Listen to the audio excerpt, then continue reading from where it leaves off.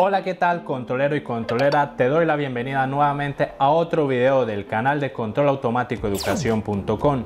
Mi nombre es Sergio Andrés Castaño Giraldo y te doy la bienvenida a nuestro curso de análisis de sistemas. Antes de comenzar con este video, te hago la invitación de que si le das clic a esta tarjeta que está apareciendo aquí encima, tendrás acceso a todos los videos sobre análisis de sistemas, transformada de Laplace, linealización de sistemas, teoremas sobre análisis de sistemas, entre otros temas. En un video anterior habíamos tenido la posibilidad de entender el concepto matemático de lo que es una función de transferencia.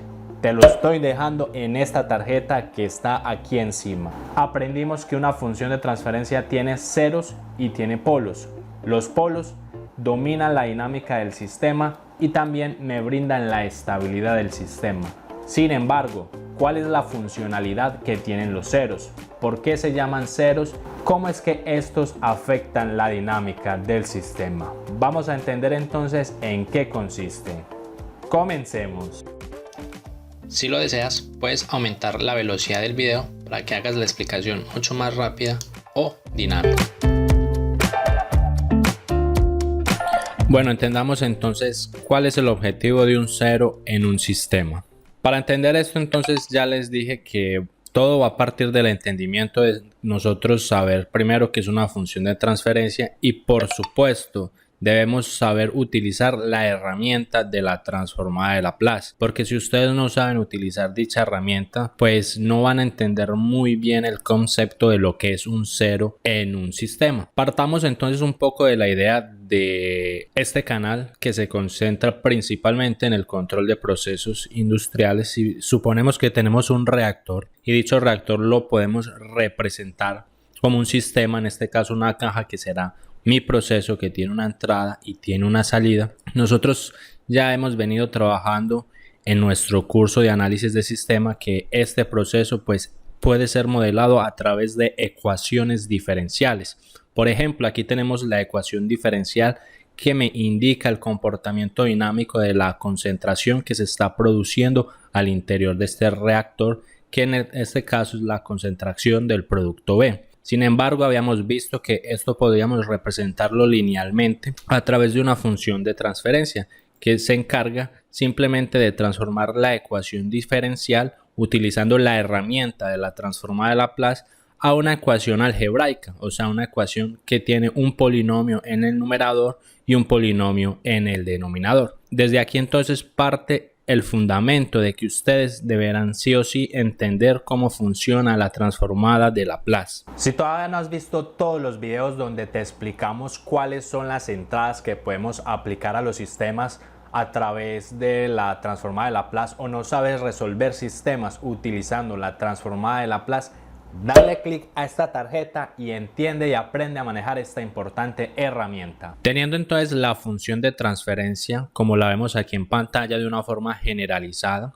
que ya sabemos que llegamos aquí a través de la utilización de la transformada de Laplace, sabemos y percibimos que en este caso nuestra función de transferencia la estamos representando como GDS, que tiene un numerador NDS y un denominador DS. Si vemos aquí, pues ya sabemos que todo lo que es el numerador, pues si obtenemos las raíces de este numerador, las vamos a conocer como los ceros del sistema o los ceros de la función de transferencia. De la misma manera, si tomamos el polinomio del denominador y obtenemos las raíces del denominador, esas raíces las conoceremos como los polos del sistema. Y una vez entonces resolvíamos la transformada de Laplace, pues íbamos a aplicar las tablas, por ejemplo, y posteriormente aplicábamos lo que se conoce como la transformada inversa de Laplace para poder volver al dominio del tiempo, porque aquí vemos que estamos en el dominio de la variable compleja S, que fue donde transformamos todo el sistema a un sistema algebraico,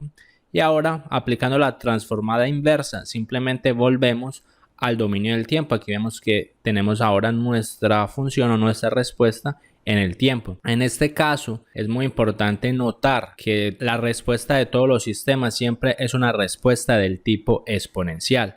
Nosotros siempre que aplicamos la transformada inversa de Laplace siempre vamos a llegar a una respuesta igual a esta. Una respuesta que está acompañado por unos coeficientes y que está acompañado por exponenciales. Es por eso que esto se conoce como una respuesta de orden exponencial. Y aquí vemos la primera relación que nos dan los ceros y los polos a la respuesta en el dominio del tiempo. Primero, todos los coeficientes C1, C2 hasta Cn, todos los que tenga, todos esos coeficientes vienen determinados por los ceros de mi función de transferencia. Por otro lado, todo lo que está dentro de las exponenciales pues vienen dados por los polos de mi sistema. Si ustedes obtienen las raíces, van a ver que todos los polos estarán dentro de las exponenciales, que eventualmente si su sistema es estable, o sea que si los polos son negativos, entonces esas exponenciales serán negativos y con el tiempo esta función va a converger a un estado estacionario. Sin embargo, ¿por qué se llaman ceros las raíces del numerador de la función de transferencia? Aquí vimos que efectivamente pues los ceros están ponderando cada una de las exponenciales. Aquí tenemos varias sumas y los ceros van a ponderar cada una de esas exponenciales. Van a decir, bueno, esta exponencial va a actuar más o menos sobre el sistema, esta va a actuar más o menos y así sucesivamente. Eso es lo que es una ponderación. Sin embargo, el por qué esas raíces se llaman ceros, esa es la pregunta que tenemos. Entendamos que el concepto de polos y ceros pues no le pertenece a la teoría del control. Este es un concepto matemático donde si se toma una función cualquiera, el cero de dicha función hace que la función pues efectivamente dé cero. Por otro lado, el polo de la función pues hace que dicha función tienda hacia el infinito. Sin embargo, el cero en el área del control, en una función de transferencia de un sistema puede ser interpretado como una transferencia nula entre la entrada y la salida del sistema en la frecuencia del propio cero. Esto quiere decir que si excitamos el sistema justo en la frecuencia del cero, esta no se verá reflejada en la respuesta del sistema. Entendamos mejor esto. Para eso tomemos el siguiente ejemplo. Supongamos que yo tengo esta función de transferencia donde podemos apreciar que tenemos un 0 ubicado en menos 6 y que tenemos dos polos, uno en menos 5 y el otro en menos 7. Vamos a suponer que a la entrada de este sistema sabemos que HDS es la relación que existe entre la salida sobre la entrada.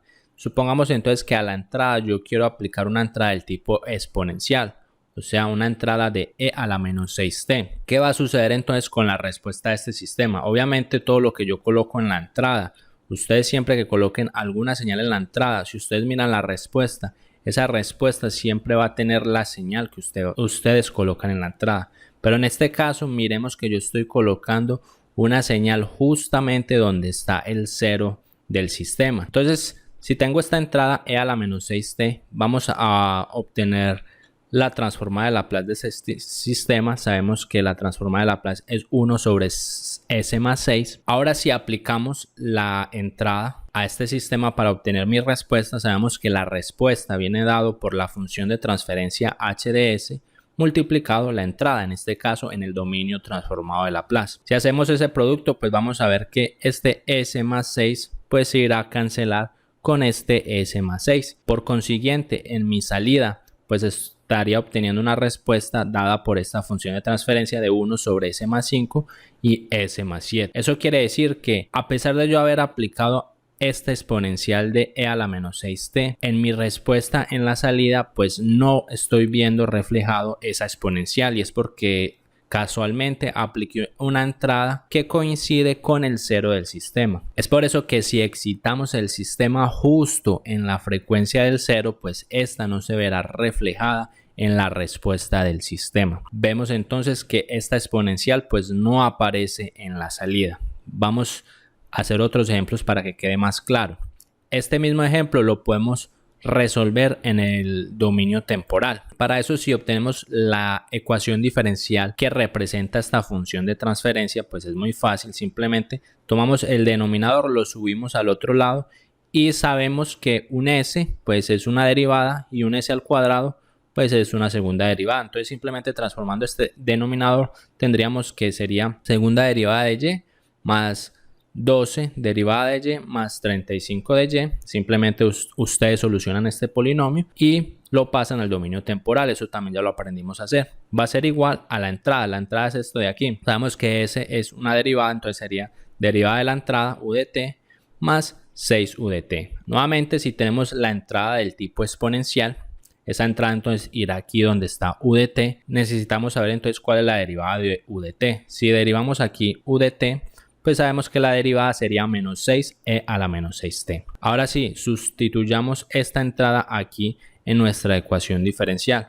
Si sustituimos los términos por lo que vale la derivada y por lo que vale u, vamos a llegar a esta representación donde vemos nuevamente que este término se cancela con este término y nuevamente vamos a ver que vamos a tener 0 porque estamos excitando el sistema justo en la frecuencia del 0. Entonces esa exponencial nuevamente no aparece en el dominio temporal. Veamos entonces en qué consiste el 0 de un sistema en frecuencia.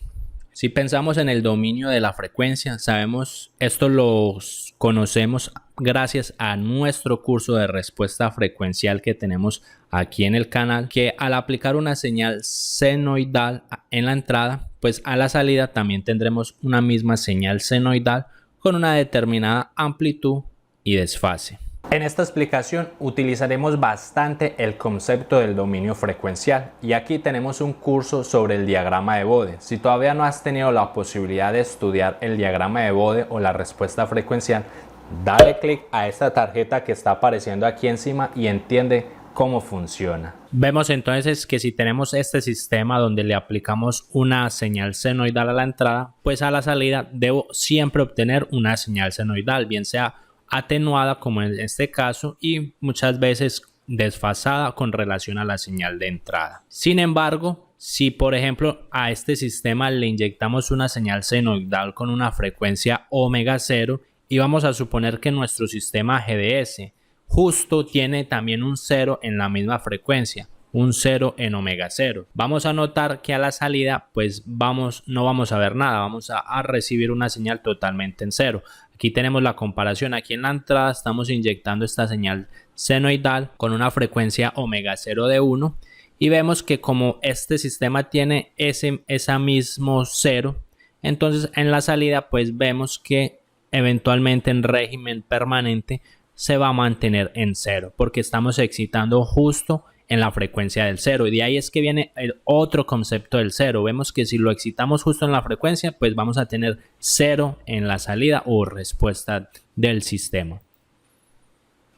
Si analizamos esta misma señal pero vemos ahora el diagrama de Bode que representa a esa función de transferencia GDS, si vemos la función de transferencia de Bode, como ya les dije, esta era una señal sinusoidal con una frecuencia de 1, omega 0. Vemos que en la frecuencia de 1, cuando es 10 a la 0, en el diagrama de Bode de la función de transferencia, ustedes van a ver una especie de pico, como lo vemos aquí, un pico que va casi que bastante lejos, en este caso casi hasta menos 200, y se estabiliza y vuelve y sube por aquí a altas frecuencias. Vemos que justo donde ocurre este pico, pues ahí tenemos la frecuencia donde tenemos el 0. Entonces si excitamos justo en esa frecuencia, pues estamos viendo el resultado. Nuestra salida será totalmente 0. Veamos este comportamiento, pero ahora matemáticamente. Volvamos a la respuesta de mi sistema, que es simplemente el producto o la convolución entre h por u. Si vemos, sabemos que h es una función de transferencia que tendrá un numerador n de h y un denominador de h, y lo mismo la señal de entrada pues también tiene un numerador nu y un denominador de u. Si consideramos las entradas del tipo sinoidal como la acabamos de ver, vamos a suponer que entonces nuestro denominador pues tiene una señal senoidal. El seno en el dominio transformado de Laplace simplemente lo podremos expresar como un s cuadrado más un omega al cuadrado, que esto nos representa lo que sería un seno de omega t más un phi. En este caso el omega t sería la frecuencia de mi seno y este phi sería el desfasaje. Vamos a suponer que en este ejemplo pues yo tengo un desfasaje, quiere decir que phi va a ser diferente de 0. Observando que el seno omega de t más phi yo también lo puedo representar matemáticamente como el producto entre seno de omega t por coseno de phi más coseno de omega t por seno de phi. Yo puedo hacer esta identidad.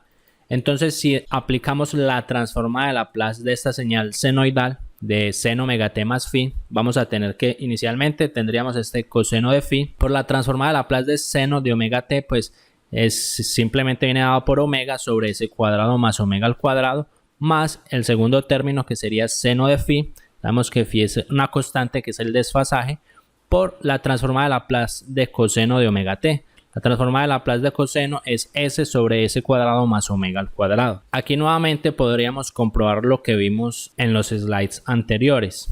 Vemos que la entrada en Laplace pues vendría dado por, si tenemos que en nuestra entrada tenemos una función seno aquí en u de s, entonces veríamos que nuestra respuesta vendría dado por, si hacemos el producto phi omega por coseno de phi más s por seno de phi sobre s cuadrado más omega al cuadrado. Esta sería entonces la entrada que yo estaría aplicando a mi sistema. Vamos a subir aquí la entrada, lo que implica que si el sistema, en este caso este h de s, pues también tiene un cero en la misma frecuencia omega que estoy aplicando aquí en la entrada, supongamos entonces que en ese caso mi numerador h, que es de la función de transferencia, porque sabemos que la función de transferencia tiene un 0 y el 0 siempre está en el numerador. Entonces, si en el numerador pues tengo un 0 también en la misma frecuencia de la entrada que estoy aplicando en u, pues vamos a ver que si hago el producto entre u y h, pues voy a ver que voy a tener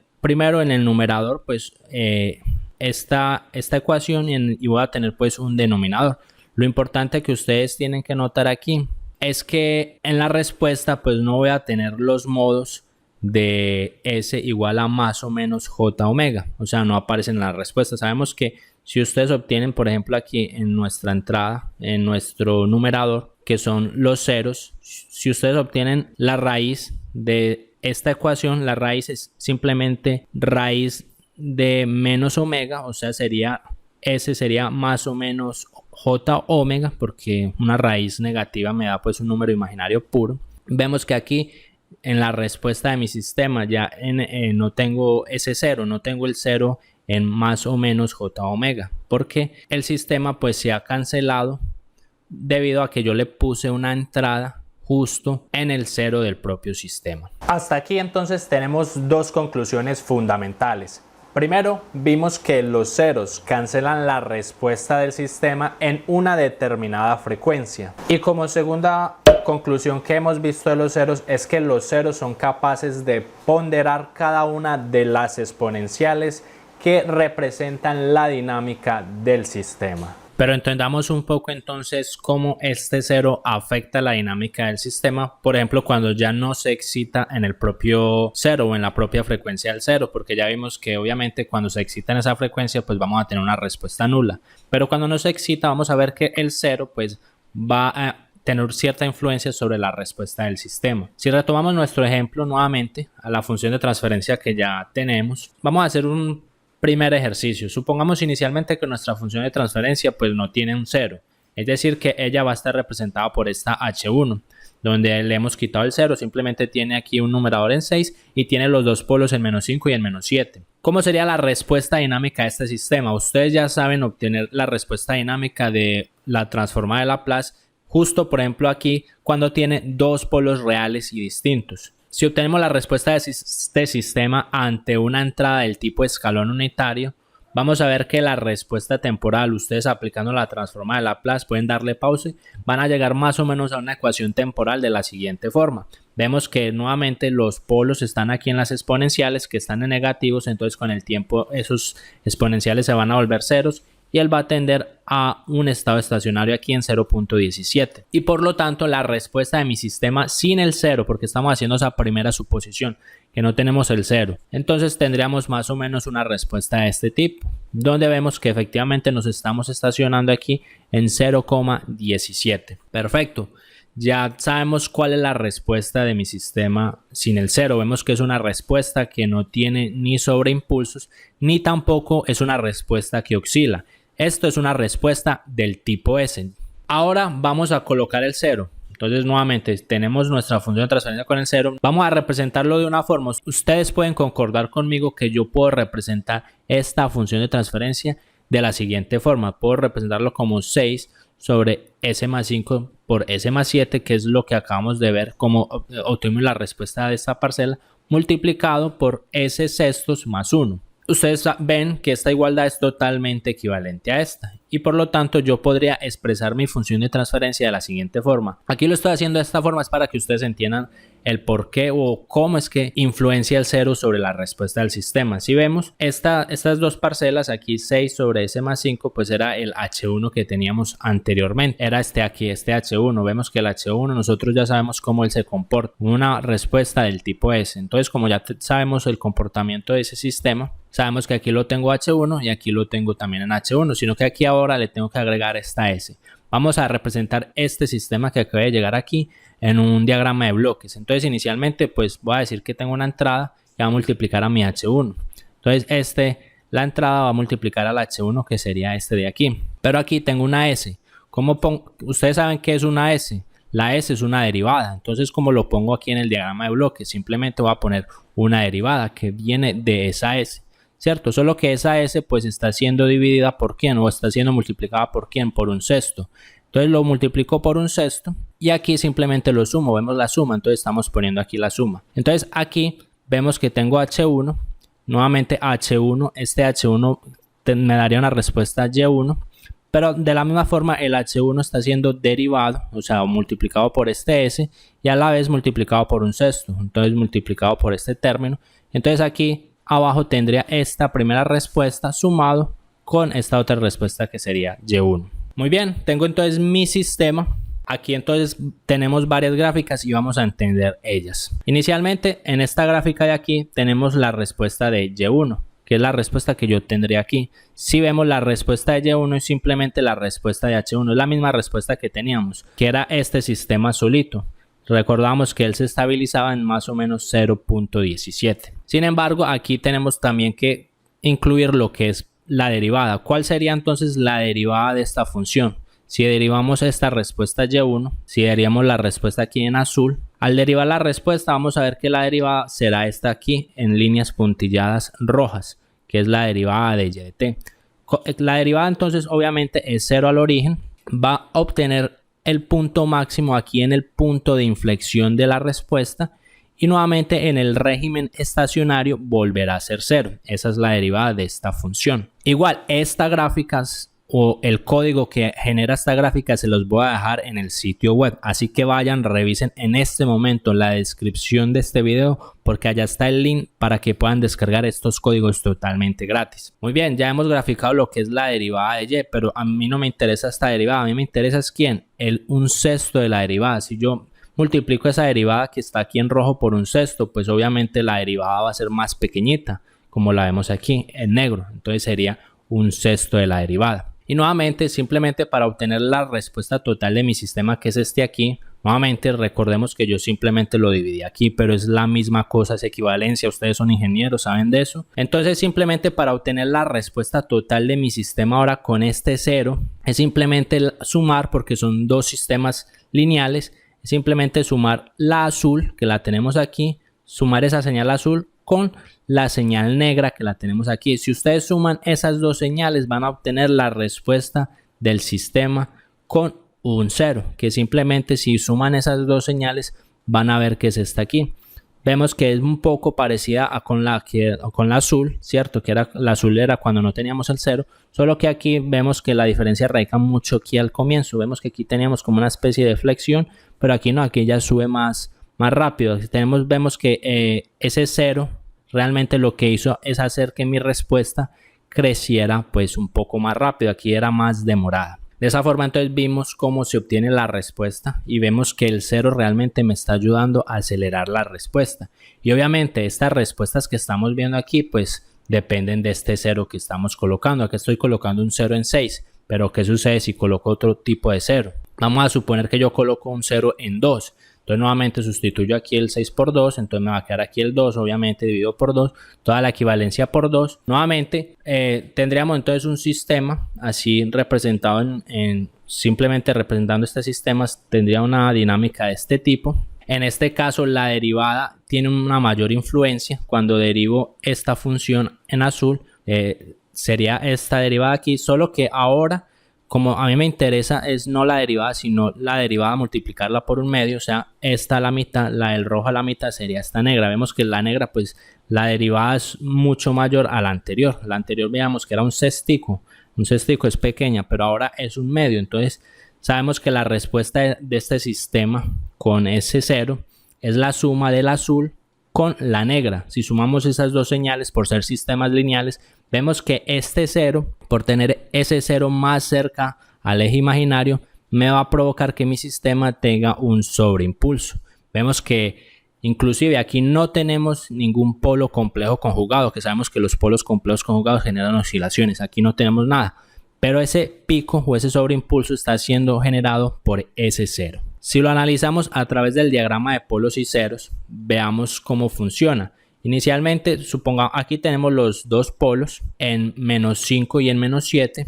Si ponemos un 0 bien lejos, por allá en -20, estamos muy lejos de ¿quién? Del eje imaginario aquí en 0. Un 0 bien lejos, pues mire la derivada aquí en negro, súper pequeñita. Entonces quiere decir que un 0 bien lejos no me va a influenciar casi la respuesta en el sistema. Entonces cuando sumo la azul con la negra, pues vemos que es un sistema que no va a tener un sobreimpulso, porque ese 0 pues no está influenciando casi en nada en la dinámica de mi sistema. Ahora, ¿qué pasa si lo pongo en la mitad dentro de los dos polos, como lo veníamos trabajando, donde el 0 en este caso está en -6? Este es el ejemplo que acabamos de ver. Entonces vemos que ya la derivada es un sexto, ya la derivada ya empieza a afectar un poquito más. En este caso, entonces simplemente aceleró la dinámica de mi sistema, pero en este caso pues todavía no tenemos el sobreimpulso.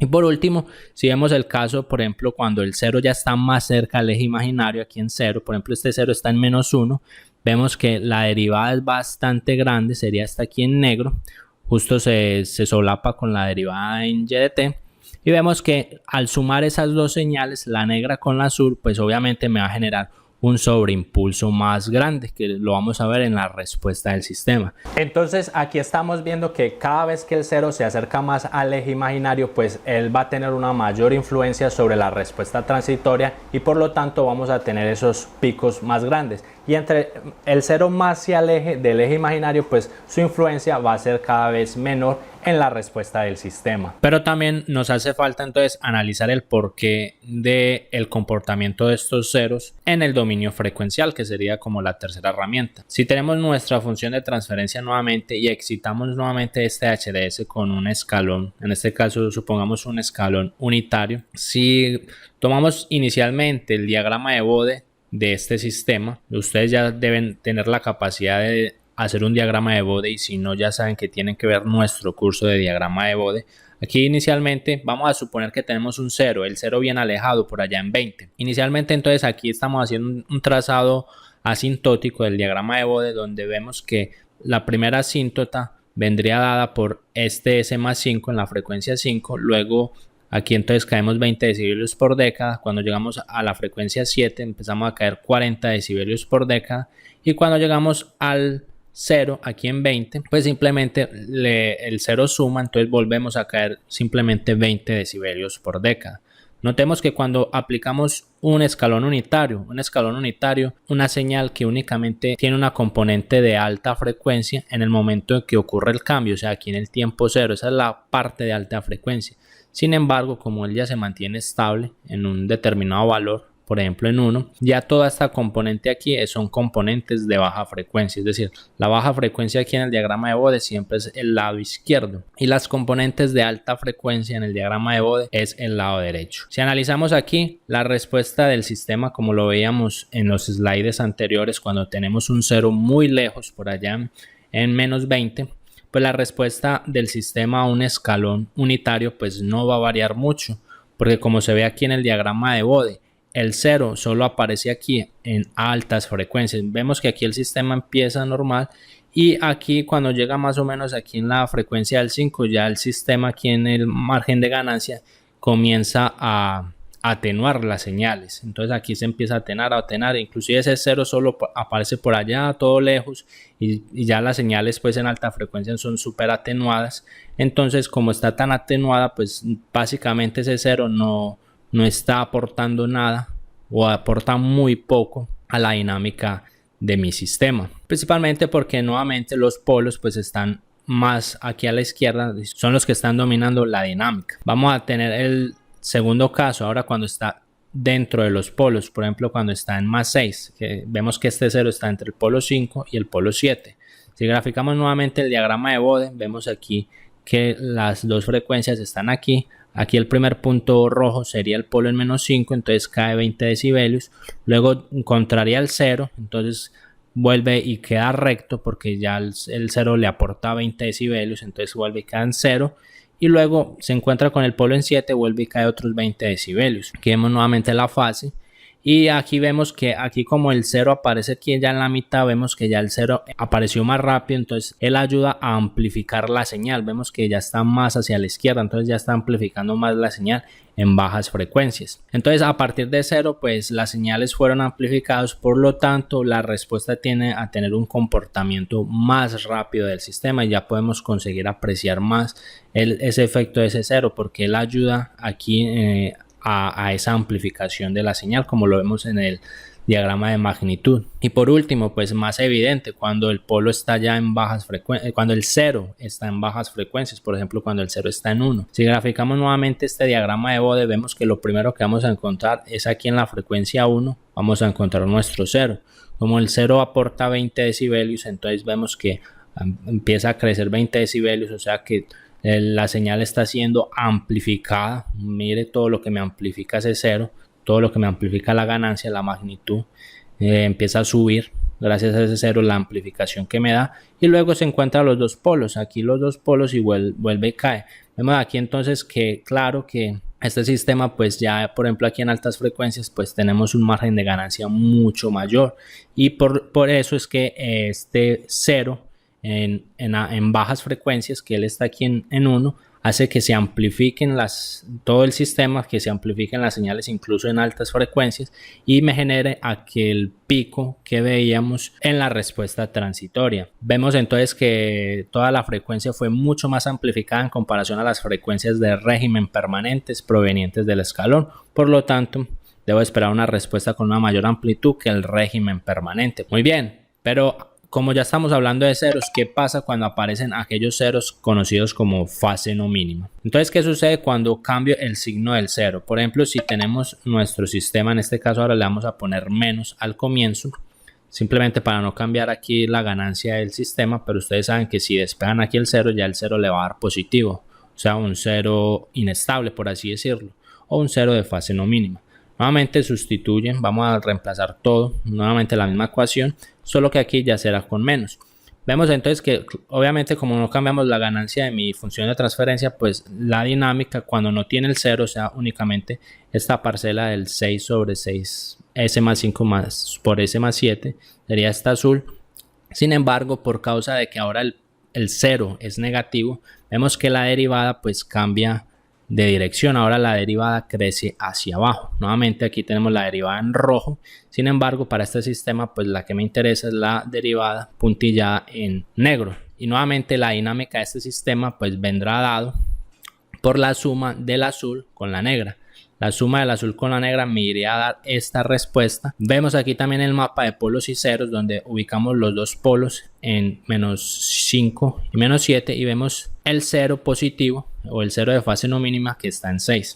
Y al sumar las dos señales, la azul con la negra, vemos que inicialmente el sistema crece hacia abajo y luego vuelve y sube y se estabiliza. O sea, el sistema tiene algo que se conoce como una respuesta inversa, porque le colocamos un escalón unitario positivo. Sin embargo, él tiene respuesta inversa. ¿Por qué? Porque no está, la respuesta no sube, sino que la respuesta baja. A pesar de que la entrada fue positiva, la respuesta baja, solo que después tiene una inversión de ganancia y ahí sí comienza a subir. Entonces tiene esa respuesta inversa que viene dada por la derivada que vemos aquí, por esta derivada negativa, porque la derivada hace que el sistema o empuja el sistema hacia abajo. Ya después cuando pasa el tiempo ya la derivada deja de actuar, y es por eso que ya el sistema comienza a subir y llega a su estado estacionario. Esto lo podemos ver bastante fácil, por ejemplo, volviendo al dominio frecuencial.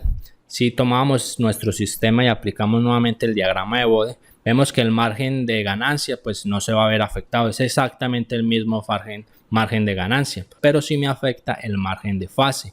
Por eso es que se conoce como ceros de fase no mínima, porque están afectando la fase. Vemos que en este caso la fase del sistema, gracias a ese 0 positivo, pues hace que cada vez se vayan restando 90 grados. Inclusive vemos que la fase llega hasta 270 grados. O sea que la fase está por debajo de menos 180. ¿Qué pasa cuando hay una fase mayor que 180? Por ejemplo, en este caso menos 180. Simplemente que el sistema tiene una inversión. O sea que actúa de forma contraria. Eso lo podemos ver fácilmente en este ejemplo de la derecha, donde tenemos graficado una señal senoidal. ¿Qué pasa si en la entrada tenemos una señal senoidal, pero a la salida tenemos un desfase de 180? Si desfasamos 180, vemos que aquí empezamos subiendo, pero gracias al desfasaje es como si estuviéramos empezando aquí. Entonces vemos que empieza aquí bajando, luego aquí cuando baja, aquí sube, luego aquí cuando sube, aquí baja. Entonces vemos que cuando hay un desfase mayor a 180 es porque ya tenemos una inversión en la respuesta. Entender adecuadamente entonces cómo funcionan los ceros será fundamental para que puedas proyectar o diseñar sistemas de control. Aquí estás viendo que entonces tenemos que tener bastante claro las nociones de herramientas como el manejo frecuencial, utilizando por ejemplo diagrama de Bode. También debes entender y conocer los conceptos de manejar el mapa de polos y ceros, y por supuesto también entender cómo funcionan las transformadas de Laplace para poder obtener las respuestas temporales. Vemos que estas tres herramientas son todas equivalentes y todas nos indican y nos muestran el comportamiento de nuestro sistema, y por eso manejarlo será fundamental. Para eso entonces suscríbete a este canal dando clic en mi foto para que sigas aprendiendo más sobre estos temas. Te hago la invitación de que veas nuestra lista de reproducción de análisis de sistemas que tenemos en este canal, y por qué no también que nos sigas en nuestras redes sociales, donde constantemente compartimos información. Espero les haya gustado este video y nos vemos en la próxima.